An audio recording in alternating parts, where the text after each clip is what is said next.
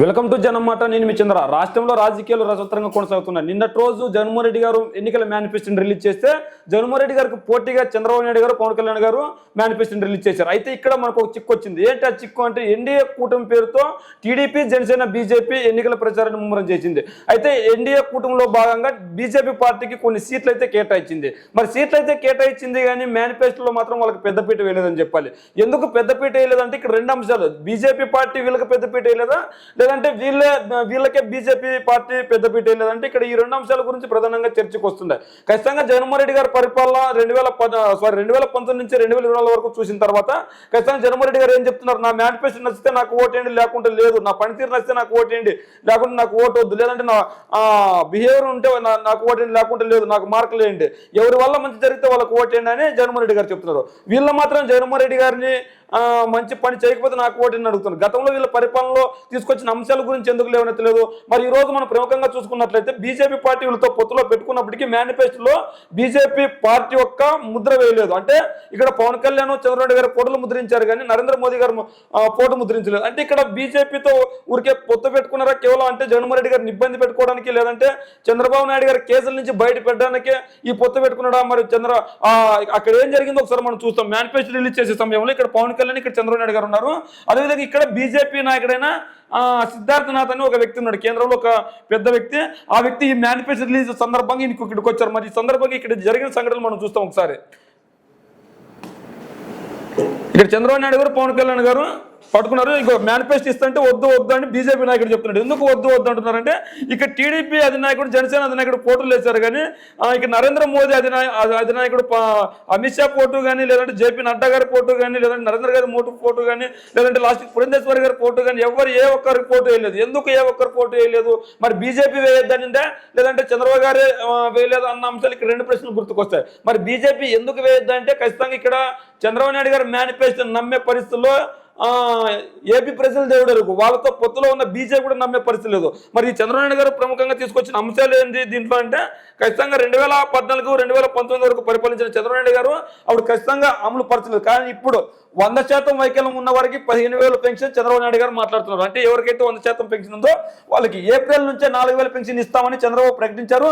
దివ్యాంగులకు 6,000, 100% వైకల్యం ఉన్న వారికి 15,000, కిడ్నీ తలసేమియా వ్యాధిగ్రస్తులకు 10,000 రూపాయలు పెన్షన్ ఇస్తాం. ఎస్సీ ఎస్టీలకు 50,000కే పెన్షన్ అందిస్తాం. పేదలకు పట్టణాల్లో 2 సెంట్లు ఇంటి స్థలం, గ్రామాల్లో 3 సెంట్లు ఇంటి స్థలం ఇస్తాం. ఇవి కాకుండా ఇప్పటికే మంజూరైన పట్టాలకు ఇల్లులు కట్టిస్తాం, ఎవరికి రద్దు చేయమని తెలిపారు. ఇక్కడ మనం చూసుకోవచ్చు. ఇక్కడ జగన్మోహన్ రెడ్డి గారు అధికారంలోకి వచ్చిన తర్వాత ప్రతి సంవత్సరం పెన్షన్ పెంచుకుంటూ పోతారని చెప్పి ఇప్పుడు 3,000 తీసుకొని వచ్చారు. జగన్మోహన్ రెడ్డి గారు ఇక్కడ 3,000 రూపాయలు పెన్షన్ ఇస్తానంటే వీళ్ళు ఏమంటున్నారు, 4,000 ఇస్తామంటున్నారు. అదేవిధంగా ఈ 6,000 మళ్ళీ అదనంగా ఇస్తామంటున్నారు. వ్యాధిగ్రస్తులకు 15,000 ఇస్తామంటున్నారు. ఇక్కడ వ్యాధిగ్రస్తులకు 10,000 రూపాయలు పెన్షన్ ఇస్తామంటున్నారు. అదేవిధంగా ఎస్సీ ఎస్టీలకు 50 ఏళ్లకే పెన్షన్ అందిస్తామని వీళ్ళు మాట్లాడుతున్నారు. అంటే ఎస్సీ ఎస్టీలకే అంటే ఇక్కడ ఎస్సీ ఓట్లను, ఎస్టీ ఓట్లను జగన్మోహన్ రెడ్డి గారు పదిలంగా దాచుకున్నారు. ఏ విధంగా పదిలంగా దాచుకున్నారంటే 2019 ఎన్నికల్లోకి వచ్చిన తర్వాత జగన్మోహన్ రెడ్డి గారు ఎస్సీ ఎస్టీ ఓట్లను కదా ఎస్సీ ఎస్టీ సామాజిక వర్గాలకు పెద్దపీట వేసి ఆ సామాజిక వర్గాలను అభివృద్ధి చేయాలని చెప్పేసి ఎస్సీ ఎస్టీలకు సంక్షేమ పథకాల రూపంలో అభివృద్ధి పరిచారు వాళ్ళని. ఇప్పుడు ఆ ఎస్సీ ఎస్టీలు ఎలాగైనా మన వైపు రావాలి అంటే ఈ 50 ఏళ్ళకే పెన్షన్ అని చెప్తే ఆ ఎస్సీ ఎస్టీలు మన వైపు వస్తారు, లేకుంటే రారు అని గ్రహించాడు. అదేవిధంగా జగన్మోహన్ రెడ్డి గారు ఆల్రెడీ ఈ పట్టణంలో 2 సెంట్లు, జగన్మోహన్ రెడ్డి గారు 1.5 సెంటు స్థలం ఇస్తేనే ఎటు సరిపోదు అని ప్రశ్నించిన చంద్రబాబు నాయుడు గారు ఈ రోజు 2 సెంట్ల స్థలం ఇస్తానంటున్నాడు. అంటే జగన్మోహన్ రెడ్డి గారు ఇచ్చిన ఇళ్ల పట్టాల్లో కూడా ఇల్లు కట్టిస్తానంటున్నారు. అంటే జగన్మోహన్ రెడ్డి గారు ఆల్రెడీ ఇక్కడ మనం చూడవచ్చు. ఇవే కాకుండా ఇప్పటికే మంజూరైన పట్టాలకు ఇల్లు కట్టిస్తాం, ఇవి కాకుండా ఇప్పటికే మంజూరైన ఇల్లు కట్టిస్తాం. ఇక్కడ మనం చూడవచ్చు. అంటే ఎవరికి రద్దు చేయం అని తెలిపారు. అంటే ఇక్కడ జగన్మోహన్ రెడ్డి గారు అందరికీ ఇచ్చేశారు, నేను ఎవరికి ఇచ్చేది లేదు. ఇంకా ఖచ్చితంగా జగన్మోహన్ రెడ్డి గారి పరిపాలన బాగుంది ఖచ్చితంగానే వీళ్ళు ఒప్పుకున్నారు. మరి జగన్మోహన్ రెడ్డి గారు కాకుండా మీకు ఎందుకు ఓటేలను కూడా ప్రజలు ప్రశ్నిస్తున్నారు. మరి ఇన్ని జరుగుతున్న నేపథ్యంలో ఇంకా ఇవే చెప్పారు చంద్రబాబు గారు అంటే ఇంకా ఎన్నో నమ్మలేని విషయాలు చెప్పారు అనమాట. మనం చూసుకున్నట్లయితే టీడీపీ, జనసేన, బీజేపీ ఉమ్మడి మేనిఫెస్టో పార్టీల అధినేతలు రిలీజ్ చేశారు. వాటిలో ముఖ్యమైనవి ఎంతమంది పిల్లలు ఉన్నా తల్లికి వందనం కింద ఒక్కొక్కరికి ఏటా 15,000 రూపాయలు ఇస్తానన్నారు. జగన్మోహన్ రెడ్డి గారు తీసుకొచ్చింది సంక్షేమ పథకం అమ్మఒడి పథకాన్ని వీళ్ళు తల్లికి వందనం పేరుతో ఇస్తామంటున్నారు. జగన్మోహన్ రెడ్డి గారు ఒకరికే ఇస్తానన్నారు.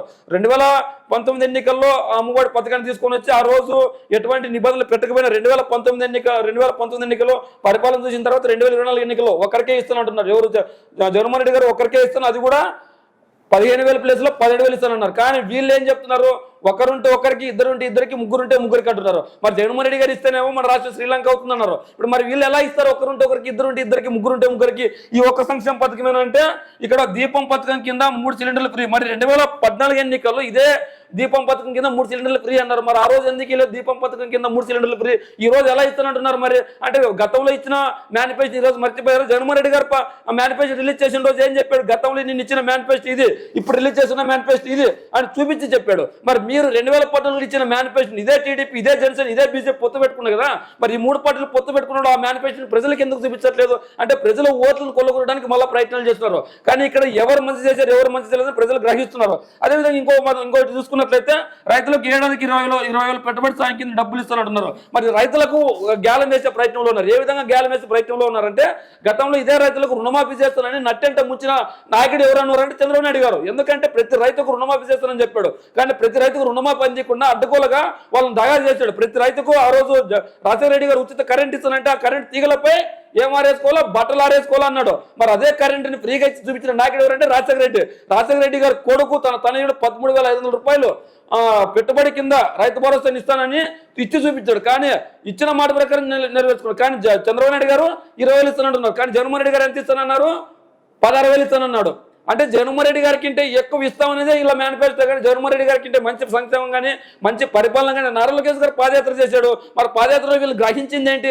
జగన్మోహన్ రెడ్డి గారు మేనిఫెస్టోని కాపీ కొనడానికి మరి వీళ్ళు ఎందుకు పాదయాత్ర చేశారు? అది కూడా ప్రజలకు చెప్పాలి కదా. మేము నిరుద్యోగులకు నెలకు 3,000 వృత్తి, ఆడబిడ్డ నిధి కింద 18-59 ఏళ్ల మహిళలకు నెలకు 1,500 మహిళలందరికీ ఉచిత బస్సు ప్రయాణం. ఇక్కడ మనం నిరుద్యోగులకు నిరుద్యోగ వృత్తి అంటే ఈయన ఏమన్నాడు? 20 లక్షల ఉద్యోగాలు ఇస్తానన్నాడు. 20 లక్షల ఉద్యోగాలు ఇవ్వకపోతే నెలకు 3,000 నిరుద్యోగ వృత్తి ఇస్తానన్నాడు. మరి గతంలో ఇంటికో ఉద్యోగం అన్నావు. మరి గతంలో ఎందుకు ఇంటికో ఉద్యోగం లేదు? గతంలో మేనిఫెస్టో ఎక్కడ పెట్టావు? మరి గతంలో ఇంటికో ఉద్యోగం ఇస్తాను, ఇంటికో ఉద్యోగం ఇవ్వకపోతే నిరుద్యోగ వృత్తి ఇస్తానన్నావు. మరి గతంలో ఇంటికో ఉద్యోగం ఎందుకు ఇవ్వలేకపోయావు? మరి గతంలో ఇవ్వలేకపోయినా ఇంటికో ఉద్యోగాన్ని మళ్ళీ నిరుద్యోగ వృత్తి అప్పుడు ఎందుకు ఇవ్వలేకపోయినా నిరుద్యోగ వృత్తి మళ్ళీ అదే పథకాన్ని తీసుకొని వచ్చావు? అంటే ప్రజలు మభ్యపెట్టడానికే, యువకులను మభ్యపెట్టడానికి, చదువుకునే వాళ్ళు మభ్యపెట్టడానికే. అదేవిధంగా ఏమన్నాడు ఇక్కడ? 18-59 ఏళ్ల మహిళలకు నెలకు 1,500. ఎవరైతే 18 సంవత్సరాలు 59 వయసులో ఉంటారో వాళ్ళకి ప్రతి ఒక్కరికి నెలకు 1,500 అంటే పెన్షన్ టైపులో మహిళా ఓట్లను గాలి వేయడానికి ప్రతి నెల 1,500 రూపాయలు ఇస్తానని చెప్తున్నాడు. మరి ఈ 1,500 రూపాయలు పైన ఇచ్చిన సంక్షేమ పథకాలు ఇవన్నీ ఎలా సాధ్యం? మరి ఎలా డబ్బులు తీసుకొని వస్తారు? ఎలా సంపాదిస్తారు? మీరు ఏ ప్రతిపాదన ఇవన్నింటినీ సృష్టిస్తారు? ప్రజలకు చెప్పాలి కదా. మహిళలందరికీ ఉచిత బస్సు ప్రయాణం. మరి మహిళలందరికీ ఉచిత బస్సు ప్రయాణం ఇప్పటికే ఏపీఆర్టీసీ అప్పుల్లో ఉంది.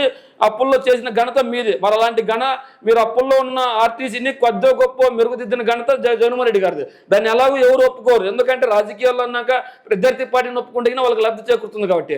కానీ మీరు చేస్తున్న పరిపాలన జగన్మోహన్ రెడ్డి గారు ఆ ఆర్టీసీ వేస్తున్న ప్రభుత్వంలోకి విలీనం చేశాడు. కానీ ఆ పక్కనున్న రాష్ట్రాలు ఏదైతే తెలంగాణ, ఏదైతే కర్ణాటక మన పక్కన ఉన్నాయో ఆ కర్ణాటక రాష్ట్రాల్లో ఈ ఏదైతే మహిళల ఉచిత బస్సు ప్రయాణం ప్రవేశపెట్టారో దాన్ని కాపీ కొట్టి మీరు తీసుకొని వచ్చారు. మరి ఈరోజు ఈ అంశాలు ఏవైతే ఉన్నాయో ఈ అంశాలన్నింటినీ మనం ప్రతిపాదన తీసుకున్నట్లయితే ఇక్కడ ఎంతమంది అమ్మఒడి కావచ్చు, లేదంటే 3 సిలిండర్లు కావచ్చు, అమ్మఒడి కావచ్చు, లేదంటే 3 సిలిండర్లు అమ్మఒడి కావచ్చు, 3 సిలిండర్లు కావచ్చు.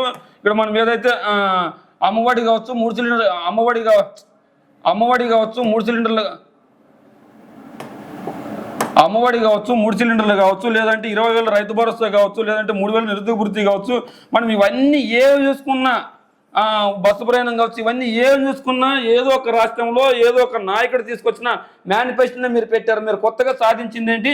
కొత్తగా తీసుకొని మరి ఇవి మాత్రమే చెప్పారంటే ఇవి మాత్రమే కాదు ఇంకొన్ని చెప్పారు. అదేంటంటే బీసీ రక్షణ కోసం ప్రత్యేక చట్టం బీసీ సప్లాన్ కింద 1,50,000 కోట్లు ఖర్చు చేస్తామన్నారు. మరి బీసీల పైన అంత ప్రేమ ఉంటే మరి మీరు అధికారంలో ఉన్నప్పుడు ఎంతమంది బీసీలను రాజ్యసభకు పంపించారు? ఎంతమంది బీసీలను చట్టసభలకు పంపించారు? ఎంతమంది బీసీలకు పెద్దపీట వేశారు? మరి ఎన్నికలు వస్తున్నప్పుడు మాత్రం బీసీలు గుర్తుకొస్తారు. మరి ఇదే వనసాక్షి పైన దాడి జరిగితే మాట్లాడలేదు. మీ చింతమనేని ప్రభాకర్ గారు దాడి చేశారు. మరి అదే చింతమనేని ప్రభాకర్ గురించి మాట్లాడట్లేదు. ఎలా దాడి చేశారు? ఎందుకు దాడి చేశారు? మరి దాడి చేసింది నిజం కదా? మరి దాడి చేసింది మీరు, బీసీలకు అనగదొక్కింది చేసింది మీరు, బీసీలకు పెద్ద పెట్టేసింది జగన్మోహన్ రెడ్డి గారు అని చెప్పి వాళ్ళు చెప్తున్నారు. మరి ఈ రోజు బీసీల కోసం పనిచేస్తున్న నాయకుడు ఎవరు? మరి బీసీలకు మీరు అధికారంలో ఉన్నప్పుడు ఎందుకు ఏమి చేయలేదు? మరి ఎన్నికలప్పుడే బీసీల ఓట్లు గుర్తుకొస్తాయి, బీసీ పదవులు గుర్తుకొస్తాయి. ప్రతి ఇంటికి ఉచిత కుళాయి కనెక్షన్, 2014 నుంచి 2019 వరకు మీరే ఉన్నారు. అంతకుముందు 10 సంవత్సరాలు అంటే మొత్తం 14 సంవత్సరాలు మీరు ముఖ్యమంత్రిగా ఉన్నారు. మరి ఇప్పటి వరకు కనీసం కుళాయి సప్లై కూడా చేయలేకపోయారు. మరి మళ్ళీ ఇప్పుడు కొత్తగా కుళాయి సప్లై చేస్తున్నట్టున్నారు. సముద్ర వేట విరామ సమయంలో మత్స్యకారులకు 20,000 సాయం జగన్మోహన్ రెడ్డి గారు ఆల్రెడీ ఇస్తున్న సంక్షేమాన్ని మళ్ళీ ఇస్తామంటున్నారు. చిరు వ్యాపారులకు వడ్డీ లేని రుణాలు జగన్మోహన్ రెడ్డి గారు ఆల్రెడీ ఇస్తున్నారు, మళ్ళీ ఇస్తామంటున్నారు. పాడి పరిశ్రమలకు ప్రత్యేక రుణాలు జగన్మోహన్ రెడ్డి గారు ఆల్రెడీ ఇస్తున్నారు, మళ్ళీ ఇస్తామంటున్నారు. దేవాలయాల్లో పనిచేసే నాయ బ్రాహ్మణులకు 25,000 జీతం, గీత కార్మికులకు మద్యం షాపుల్లో 10% రిజర్వేషన్ ఇస్తానంటున్నారు. మరి ఇదొక్కటి గీత కార్మికులకు మద్యం షాపుల్లో ఇదొక్కటి తీసుకొచ్చినట్లున్నాడు.